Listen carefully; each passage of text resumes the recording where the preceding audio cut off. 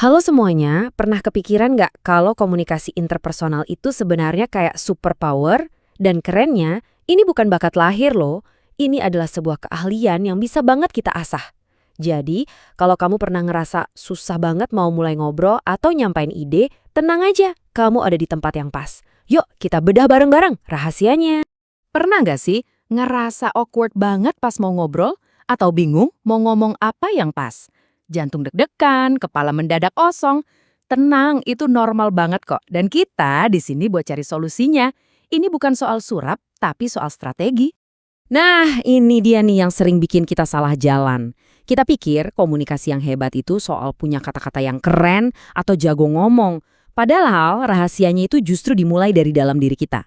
Yep, bener banget. Sebelum kita bisa benar-benar nyambung sama orang lain, kita harus nyambung dulu sama diri kita sendiri. Kita mulai dari pondasinya dulu ya. Hal pertama dan paling penting, kenal sama diri sendiri. Anggap aja ini kayak bangun rumah. Kalau pondasinya nggak kuat, sebagus apapun catnya, bangunannya bakal gampang goyah. Sama kayak komunikasi. Tanpa kenal diri, semua teknik yang kita pelajari bakal terasa palsu dan nggak tulus. Buat ngebantu kita kenalan sama diri sendiri, ada satu alat yang keren banget namanya jendela Johari. Jangan pusing sama namanya ya, anggap aja ini kayak Google Maps buat kepribadian kita. Peta ini nunjukin mana area yang kita udah tahu dan mana yang masih jadi misteri, baik buat kita maupun buat orang lain. Jadi di jendela Johari ini ada 4 kotak. Area terbuka ini simple, kita tahu orang lain juga tahu. Terus ada titik buta. Nah ini yang seru. Ini tuh hal-hal yang orang lain lihat di diri kita, tapi kita sendiri malah nggak sadar. Mungkin cara kita bicara atau kebiasaan kecil kita. Tujuannya apa sih? Tujuannya adalah ngegedein si area terbuka itu. Caranya ya dengan berani dengerin masukan dari orang lain, biar titik buta kita makin kecil. Coba deh, lihat perbedaannya di sini. Jauh banget kan? Cara kita mandang diri sendiri atau konsep diri itu ngaruh banget ke cara kita komunikasi. Kalau kita positif, kita bakal lebih terbuka, lebih percaya diri. Sebaliknya, kalau negatif, kita jadi cenderung defensif dan gampang cemas. Semuanya itu benar-benar dimulai dari pikiran kita sendiri. Oke, siap-siap ya, karena bagian selanjutnya ini mungkin kedengerannya aneh. Kita lagi belajar komunikasi, tapi kita justru akan fokus buat diam. Loh, kok gitu? Iya, karena kita sering banget sibuk mikirin, aduh abis ini ngomong apa ya? Sampai kita lupa kalau kekuatan terbesar komunikasi itu letaknya di telinga, bukan di mulut. Mendengarkan secara aktif itu ibarat kita lagi ngebangun jembatan. Jembatan yang nyambungin dunia kita sama dunianya orang lain. Dan ini bukan cuma soal nunggu giliran ngomong ya, tapi bener-bener usaha tulus buat ngerti apa sih yang sebenarnya mereka rasain dan pikirin. Ada teknik yang simple banget tapi hasilnya luar biasa. Namanya rasa. R-A-S-A. Pertama, terima.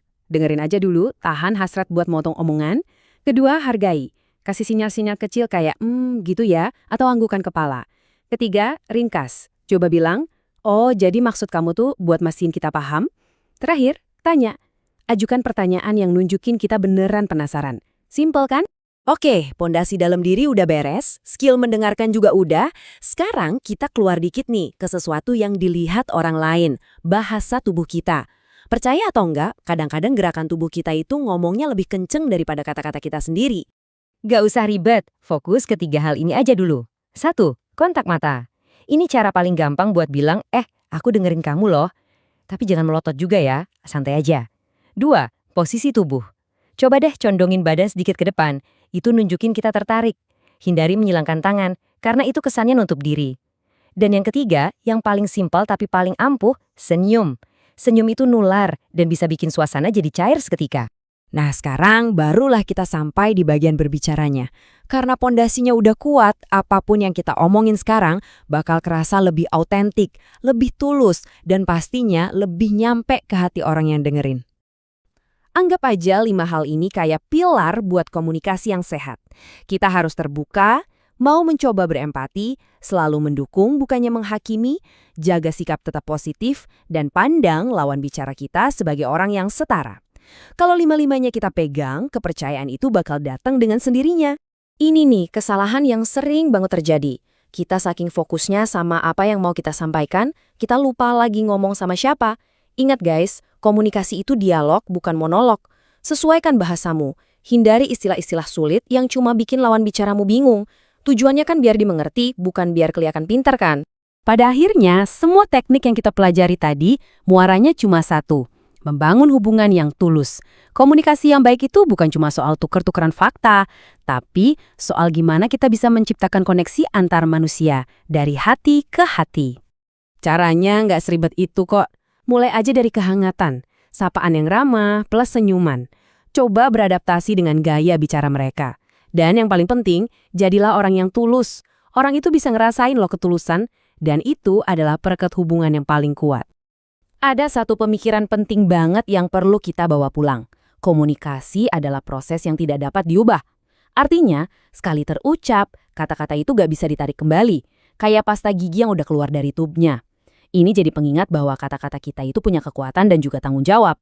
Jadi, jangan stres buat jadi komunikator yang sempurna dalam semalam. Ini bukan tujuan akhir, tapi sebuah perjalanan.